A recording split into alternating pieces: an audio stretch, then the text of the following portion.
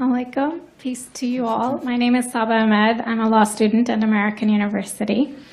I am here to ask you a simple question. I know that we portray Islam and all Muslims as bad, but there's 1.8 billion Muslim followers of Islam. We have 8 million plus Muslim Americans in this country, and I don't see them represented here. But my question is, how can we fight an ideological war with weapons? How can we ever end this war? The jihadist ideology that you talk about, it's an ideology. How can you ever win this thing if you don't address it ideologically? Great question. I am so glad you're here, and I am so glad you brought that up because it gives us an opportunity to answer. What I find so amazing is since the beginning of this panel, which we are here about Benghazi attack against our people, not one person mentioned Muslims. We are here against Islam, or we're launching war against Muslims. We are here to discuss how 4 Americans died and what our government is doing. We were not here to bash Muslims. You were the one who brought up the issue about most Muslims, not us. And since you brought it up, allow me to elaborate with my answer. There are 1.2 billion Muslims in the world today. Of course, not all of them are radicals. The majority of them are peaceful people. The radicals are estimated to be between 15 to 25%, according to all intelligence services around the world. That leaves 75% of them peaceful people.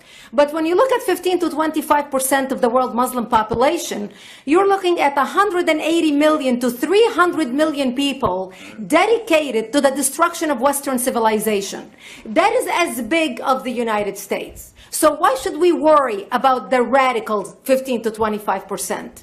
Because it is the radicals that kill. Because it is the radicals that behead and massacre. When you look throughout history, when you look at all the lessons of history, most Germans were peaceful. Yet the Nazis drove the agenda. And as a result, 60 million people died.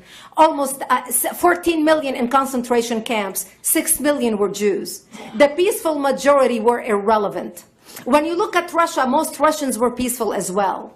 Yet the Russians were able to kill 20 million people. The peaceful majority were irrelevant. When you look at China, for example, most Chinese were peaceful as well. Yet the Chinese were able to kill 70 million people. The peaceful majority were irrelevant. When you look at Japan prior to World War II, most Japanese were peaceful as well. Yet Japan was able to butcher its way across Southeast Asia, killing 12 million people, mostly killed with bayonets and shovels. The peaceful majority were irrelevant.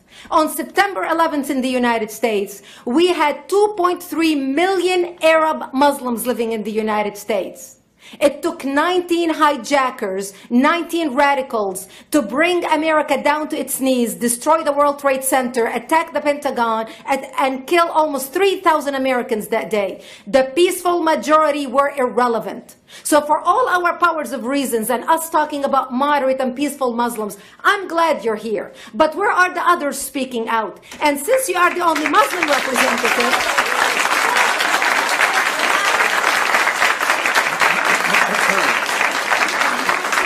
applause till the end.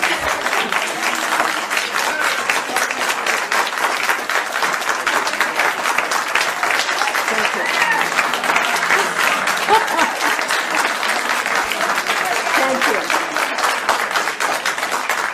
And since you're the only Muslim representative in here, you took the limelight instead of speaking about why our government, and I assume, are you an American? You're an American citizen. So as an American citizen, you sat in this room and instead of standing up and saying a question or asking something about our 4 Americans that died and what our government is doing to correct the problem, you stood there to make a point about peaceful, moderate Muslims. I wish you brought 10 with you to question about how we can hold our government responsible. It is time we take political correctness and throw it in the garbage where it belongs and stop calling it fair.